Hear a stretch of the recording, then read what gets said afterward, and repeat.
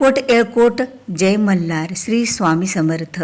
जसं देवीचं नवरात्र असतं, आपल्या कुलदेवीचं त्याच्यात पूजा आराधना सेवा केली जाते, त्याचप्रमाणे आपल्या कुलदेवताचंच म्हणजे खंडेरायाचं सुद्धा नवरात्र असतं। ते म्हणजे मार्गशीर्ष महिन्याच्या प्रतिपदेपासून ते मार्गशीर्ष महिन्यातल्या षष्टीपर्यंत, आणि त्या षष्टीला चंपाषष्ठी असं म्हटलं जातं।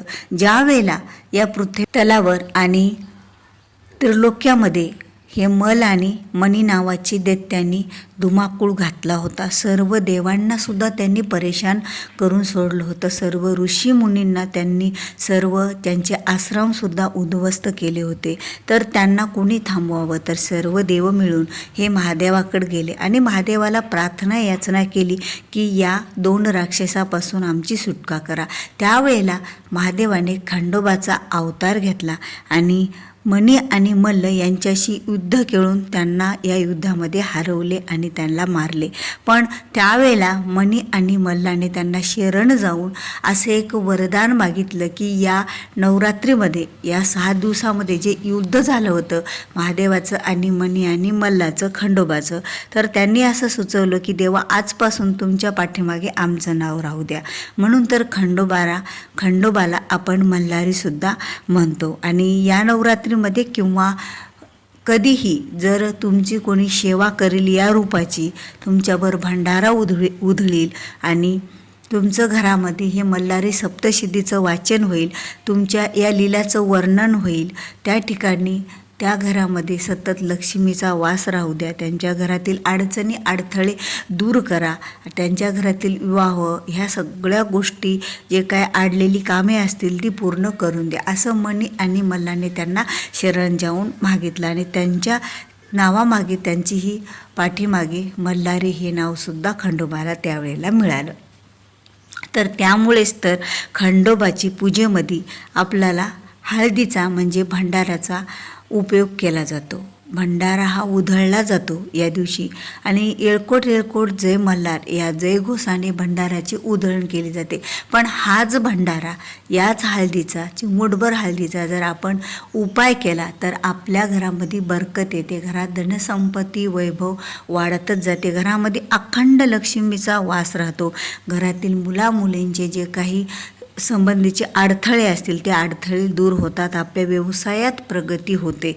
तर अशा घराची प्रगती करणारा हा एक उपाय तुम्हाला आजच्या या व्हिडिओच्या माध्यमातून मिळणार आहे। त्यामुळे व्हिडिओ हा स्किप न करता शेवटपर्यंत पहा। स्वामी शिवामार्ग या माझ्या यूट्यूब चॅनलवर नवीन असाल तर चॅनलला सबस्क्राईब करा, कारण जेव्हा केव्हा मी असे माहितीपूर्ण व्हिडिओ चॅनलवर अपलोड करेल त्यावेळेला त्याचं नोटिफिकेशन तुमच्या चॅनलवरती तुम्हाला अगोदर मिळेल आणि त्याविषयीची माहिती मिळेल। तर चंपाषष्ठी ही 2025 म्हणजे 26 नोव्हेंबर 2025ला आलेली आहे। तर या दिवशी हा एक उपाय करायचा आहे। आता प्रत्येकच घरामध्ये आपण खंडोबाची पूजा आराधना सेवा करतो आणि खंडोबाची तळी उचलली जाते। आता खंडोबाची तळी उचलताना 5 पुरुषांनी खंडोबाची तळी उचलावी, पण तळी उचलताना सुद्धा काही गोष्टी महत्त्वाच्या असतात। एखाद्या ताम्हणामध्ये पिवळ्या तांदळाने अष्टदल काढावं आणि त्या अष्टदलामध्ये म्हणजे 8 पाकळ्यांचं फूल तयार करावं। जसं रांगोळीचं फूल काढतो ना, तसंच त्या ताम्हणामध्ये 8 रांगोळीचं फूल काढावं, म्हणजे 8 पाकळ्यांचं तांदळानं, आणि त्या पोकळ भागामध्ये मध्ये पाकळ्यामध्ये हळद भरावी, त्यावर 2 जोड पाने ठेवावे आणि त्यावर आपल्या घरातला खंडोबाचा टाक किंवा मूर्ती जे असेल ते ठेवावा। त्यांना एखादं पिवळं फूल व्हावं आणि त्यांच्यावर भंडारा जी हळद आहे ती उधळावी आणि 5 पुरुषांनी वर डोक्यापर्यंत उचलून असं 5 वेळा खालीवर करत येळकोट येळकोट जय मल्हार असा जयघोष करावा आणि तळी उचलावी। आता हे आपल्याला सर्वांना माहीत आहे, तळी उचलली, पण तळी उचलल्याच्या नंतर जो काही भंडारा उधळला जातो, जो काही देवाच्या अंगावर वाहायला जातो, ती जी हळद आहे ना, त्या हळदीचाच उपाय आपल्याला आज करायचा आहे. ती चिमूटभर हळद तुम्हाला घ्यायची आहे, त्यातली काढून ती तुम्हाला आपल्या देवघरामध्ये, बघा तिथं आपण देवघराचं साहित्य ठेवते, त्या साहित्यामध्ये चिमूटभर हळद तुम्हाला एखादा डब्बीत ठेवायची आहे किंवा तुम्हाला पिवळ्या कपड्यात बांधून ती हळद ठेवायची आहे.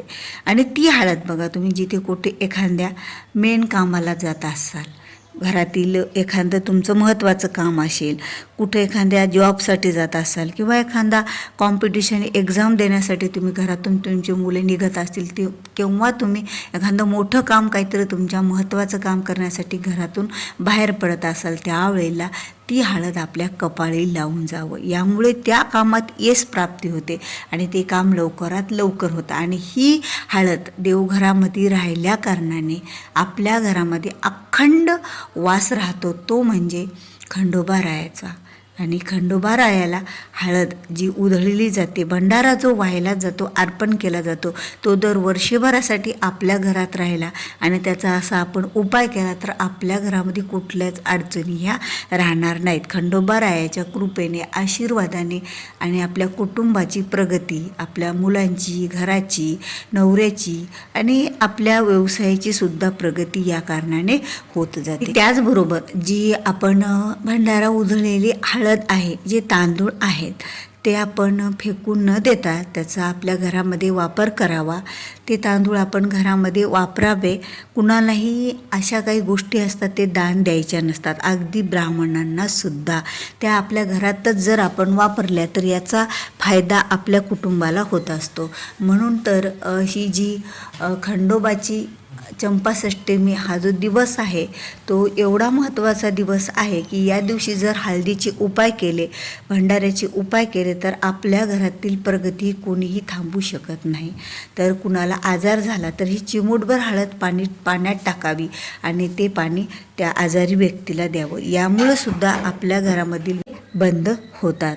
तर असा हा चंपाष्टमीच्या दिवशी चिमूटभर हळदीचा हा एक उपाय आपल्याला घरात बरकत आणण्यासाठी करायचा आहे. यामुळे घरातील धनसंपत्ती, वैभव वाढत जाईल आणि आपल्याला प्रत्येक कामामध्ये बरकत येईल आणि अडलेली कामे आपले पूर्ण होतील खंडोबाच्या कृपेने.